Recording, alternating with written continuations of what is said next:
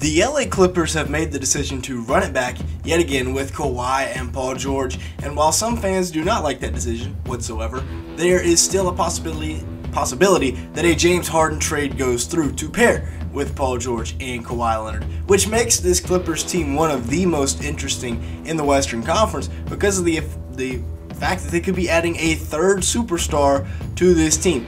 Now, Marcus Morris on the way out, Mason Plumley is back, as is Russell Westbrook. Those are a few of the free agency moves they made. They also go out and trade for KJ Morton from the Houston Rockets, and then they had a pretty good draft in my opinion. I really liked it. I thought they had great value with Kobe Brown at 30 and with Isaiah Miller later in the second round. That's a big time pickup right there. I had him early second round. Prospect grade on him. So we're going to be talking all about the Los Angeles Clippers here today. Make sure you stick around for the full video. Talking about, can they make maybe make a championship or something. Make sure to like button and leave me a comment down below. Also, make sure you're not one of the 97% of my audience that is not subscribed to the channel. If that is you, go ahead and hit that. Goodness gracious. Go ahead and hit that subscribe button. Go ahead and hit that notification bell. It'll really help us out in the YouTube algorithm as well, liking, commenting, and staying around. So yeah, running it back, one thing they wanted to do is get younger and more athletic, and in the draft they did that. Now, Kobe Brown was in college for 4 years at Missouri, so he's not like a 19-year-old unpolished project coming in to the league. He's going to be a guy at 6'7", 240, a Mack truck coming downhill, and he's going to impact the game immediately. 15.8 points, 6.8 rebounds, 2.5 assists per game. He's a dog. He's going to be a monster in the paint, and I feel like he's a guy, just because of the fact that he doesn't really rely on the three ball or anything, he can go bully ball down low on you. He also does shoot at 46% from three, 55% from the field. He's going to be a guy that can impact the game from day one. Also a good defender, got, the build to both bang down low and to guard on the perimeter. So I think that he is going to be a welcome addition to this team.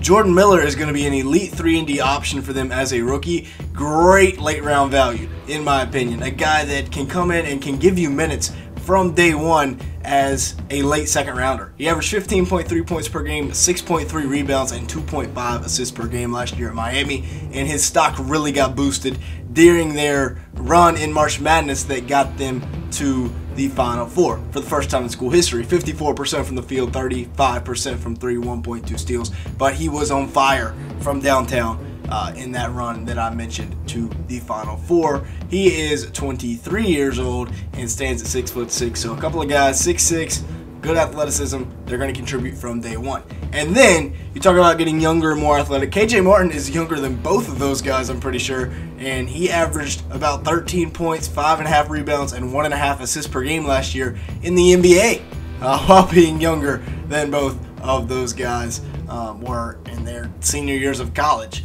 57% from the field as well, so he was a high efficiency scorer down low in 28 minutes per game.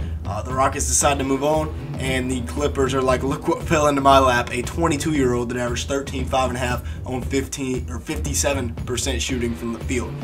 I mean, that's the definition right there of younger, more athletic. He can go up and dunk on basically anybody in this league, and I think he's going to be a welcome addition to the Los Angeles Clippers. Now, the old man duo.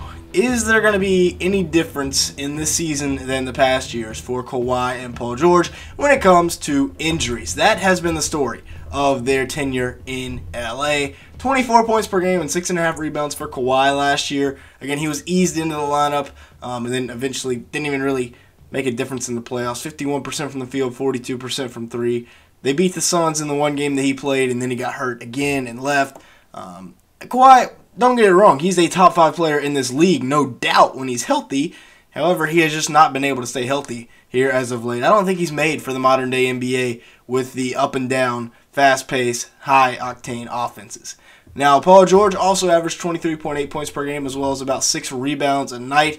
He's a guy that I feel like is going to, people are kind of hating on him. People have been hating on him during his tenure in LA. 46% from the field, 37% from three. That's not bad numbers whatsoever. I think PG, he's still a very solid player, definitely a top 15 player in this league, 5.1 assists and 1.5 steals per game as well. And then I loved what they did by re-signing their veterans in Russell Westbrook and Mason Plumley. Mason was huge for my Charlotte Hornets last year as the starting center, and I think he's going to be elite as the backup center. Averaged 7.5 points and 7 rebounds, but he's a guy that low-key can facilitate the basketball. People don't talk about it enough, his ability to pass the ball. 73% from the field in 20 minutes per game.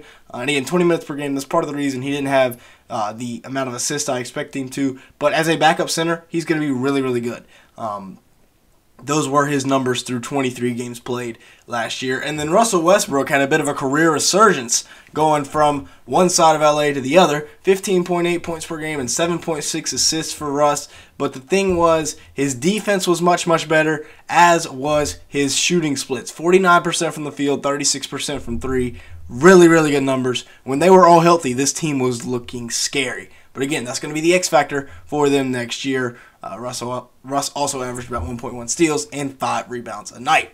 Now let's go ahead and take a look at the projected lineups for next year. This is what I think they rock with. Russ at the 1, PG at the 2, Kawhi at the 3, KJ Morton at the 4, Zubac at the 5. Now with James Harden potentially coming in, we will see what happens. He's pulling out the fat man suit in Philadelphia right now. Honestly, I don't know what you're going to trade for him. You really have no young assets, no picks. I mean, maybe Kobe Brown. You package him with somebody, maybe a KJ Morton, but then, are you going to play Kawhi at the 4? Who's going to be your starting power forward then? You've moved on from Marcus Morris. I think this lineup right here, when healthy, can compete in the Western Conference with the Suns, with the Nuggets. Maybe not beat them, but I think can definitely push it to Game 7. Kawhi, at the peak of his powers, if he's still healthy, is, like I said, a top 5 player in the NBA. I'd say top 3 player in the NBA when it comes to a playoff run. So I think they can definitely get you there. And then the bench is very good. The bench is better than really anything that Denver or Phoenix has to throw out. With Norman Powell, with Kobe Brown, Mason Plumley, Terrence Mann, Bones Highland. I love the bench unit here for the Clippers. I think the starters are good enough, and the bench unit puts them over the top if they're going to be able to dethrone like the Denver Nuggets, like the Phoenix Suns, like we've talked about. I really like how this bench unit flows. Bones at the backup point, I think that's really good. He's a flamethrower. You got Terrence Mann there, a good 3-and-D. Norman Powell can score it. Like I said, Mason Plumlee is going to be a great backup center because he can facilitate as well. So you really have 2 point guards on the court, except one 7-foot. You can play inside out. Kobe Brown can do a little bit of everything there at the 4. I'm really liking this bench unit here for the Clippers. Y'all let me know your thoughts, though, down in the comments. You also have guys like Jason Preston and Isaiah Miller.